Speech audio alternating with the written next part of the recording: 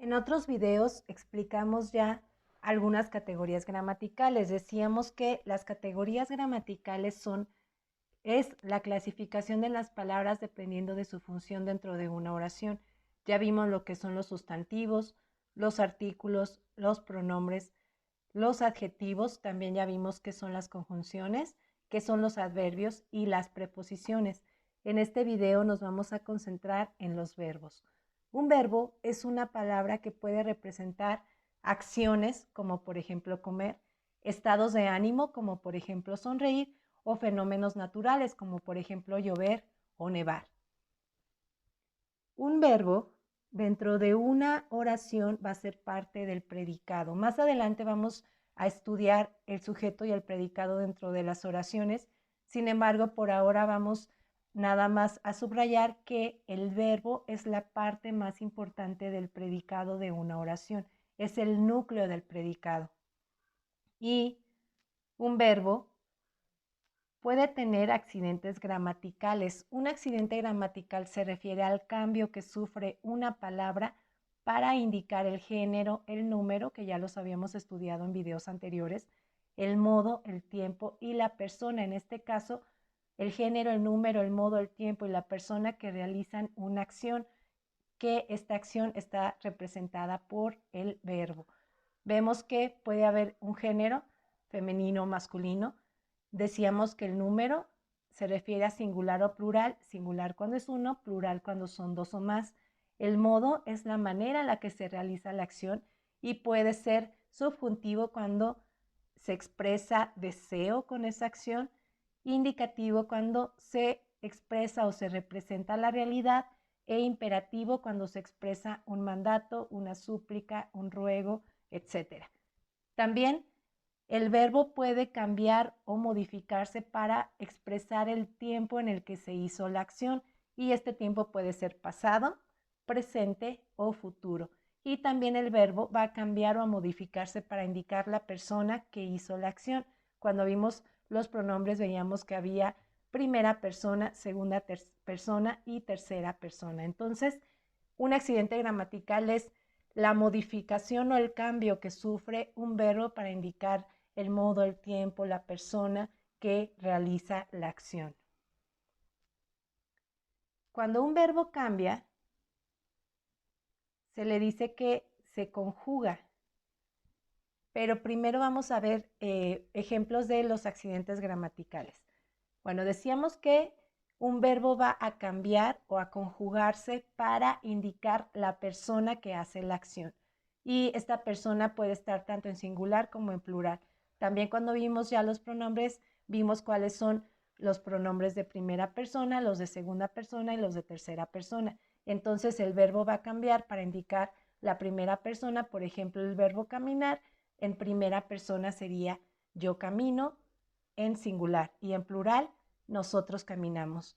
El mismo verbo caminar en segunda persona del singular sería tú caminas, usted camina y en plural ustedes caminan. Y en tercera persona este mismo verbo de caminar en tercera persona del singular sería él o ella camina y en plural ellos y ellas caminan. Entonces vemos cómo el verbo caminar se modificó o cambió para indicarnos la persona y la cantidad de personas que hacen la acción. También el verbo se va a modificar para indicar la forma o el modo en que se realiza la acción. Y ya habíamos mencionado que esta forma o este modo puede ser indicativo, subjuntivo e imperativo. Va a ser indicativo cuando se refiere a hechos reales, tanto en presente como en pasado o en futuro. Por ejemplo, usted trabaja demasiado, le gustaban las lentejas y descansaremos al llegar. Como pueden ver, estos tres ejemplos representan acciones o hechos que son reales. Va a ser modo subjuntivo cuando la acción se exprese o se exprese una acción posible, un deseo, una creencia o una duda. Por ejemplo, quiero que Antonio cocine, sabe si vendrá, no sé si haya terminado el trabajo. En estos tres ejemplos vemos cómo se expresa tanto un deseo como una duda o una posibilidad. Entonces, esto sería el modo subjuntivo. Y por último, el modo imperativo va a expresar una súplica, un mandato, un ruego, y solamente tiene formas en segunda persona, tanto singular como plural, porque los ruegos, los mandatos o las súplicas solo se pueden expresar en segunda persona. Por ejemplo, apaga la luz, escuchen ese ruido, caminen a prisa. Entonces, el accidente gramatical del modo se refiere a cómo el verbo cambia para indicar la forma en la que se realiza la acción, y es indicativo cuando se refiere a hechos reales, subjuntivo cuando expresa acciones posibles o deseos, e imperativo cuando se expresa un ruego, una súplica y un mandato. Otro accidente gramatical del que ya habíamos hablado es el tiempo. Este accidente gramatical se refiere a cómo el verbo cambia para expresar en qué momento se realizó la acción, al tiempo en que se realizó la acción. El tiempo puede ser presente, puede ser pasado o pretérito. Pasado y pretérito es lo mismo. Y futuro. Y hay tiempos verbales que pueden ser simples o compuestos.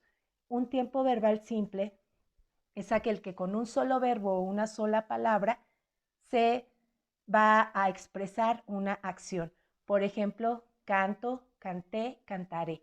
Entonces, un verbo cambia para indicar una sola acción y solamente es una palabra. Los compuestos es cuando se utiliza el verbo haber como auxiliar.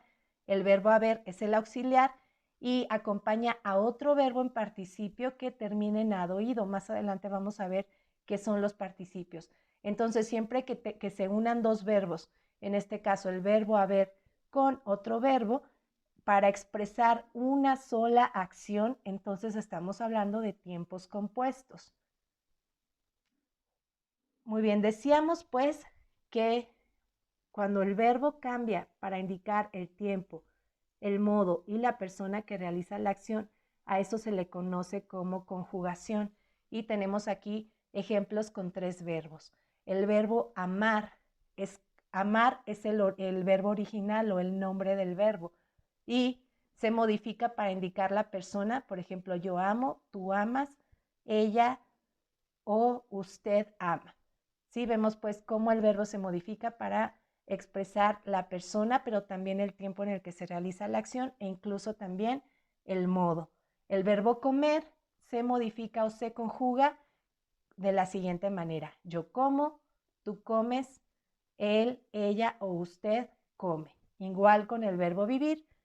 Yo vivo, tú vives, él, ella o usted vive. A esto se le llama conjugar a un verbo. Entonces, un verbo está conjugado cuando cambia para expresar la persona, el modo y el tiempo en el que se realizó una acción. Cuando un verbo no está conjugado, se le llama que es un verbo impersonal, y hay tres clases de verbos impersonales. Uno de ellos es el gerundio. El gerundio expresa una acción continuada o en proceso, en progreso. Por ejemplo, estoy comiendo tacos. Es una acción que no se especifica cuándo comenzó ni cuándo terminó, sino que sigue o continúa. La terminación de los verbos en gerundio es ando y yendo. Por ejemplo, ordenando o encendiendo. Otra forma impersonal de los verbos es el infinitivo. El infinitivo es el nombre del verbo y son todos aquellos verbos terminados en ar, er, e, ir, como por ejemplo ordenar, encender y dormir.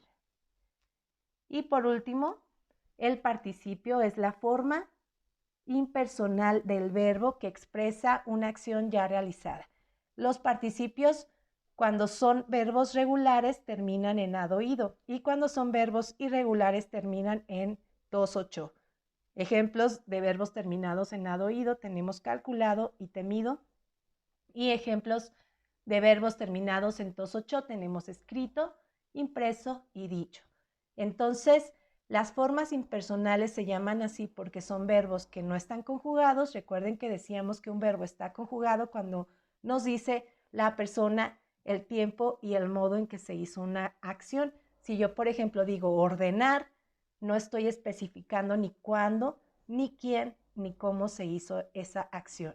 Los Verbos con formas impersonales en infinitivo, en participio y en gerundio necesitan acompañarse de un verbo conjugado para poder expresar una acción. Por ejemplo, el mismo verbo ordenar en infinitivo, si digo yo voy a ordenar mi cuarto, ahí sí ya estoy expresando una acción. Muy bien, entonces en resumen, las formas impersonales son verbos que no están conjugados, son en infinitivo cuando terminan en ar, er e ir, en participio cuando terminan en ado, ido, tos o cho, y en gerundio cuando terminan en ando y endo.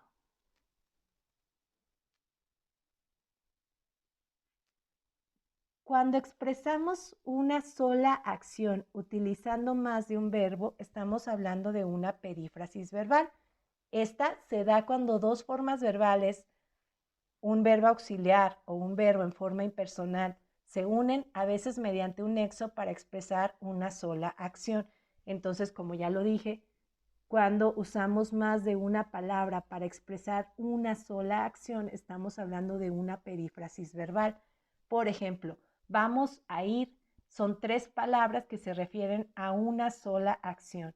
Has de llegar, igual tres palabras, pero las tres expresan solo una acción. Y quiero comer, también son dos palabras que expresan solo una acción. Y tiene que ser también tres palabras que se unen para expresar solo una acción. Anteriormente hablábamos de los tiempos compuestos.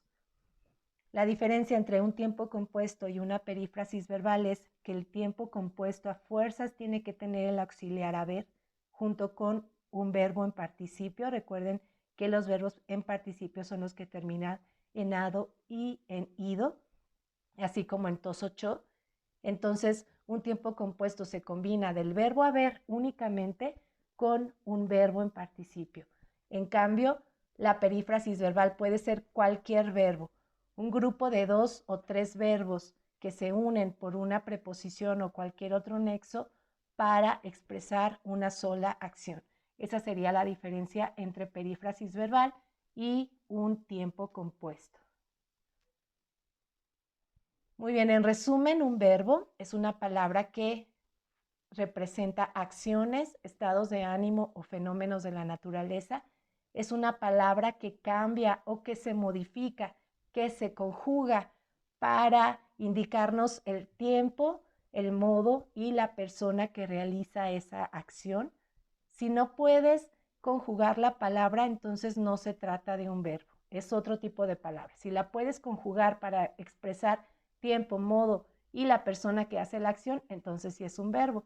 Un verbo también puede estar de manera impersonal, o sea, puede estar no conjugado y puede ser gerundio cuando termina en ando, yendo, participio cuando termina en ado, ido, tos o cho y en infinitivo cuando termina en ar, er e ir. Y cuando tenemos dos o tres o más verbos que se unen tal vez mediante preposiciones o cualquier otro nexo para expresar una sola acción, estamos hablando de una perífrasis verbal.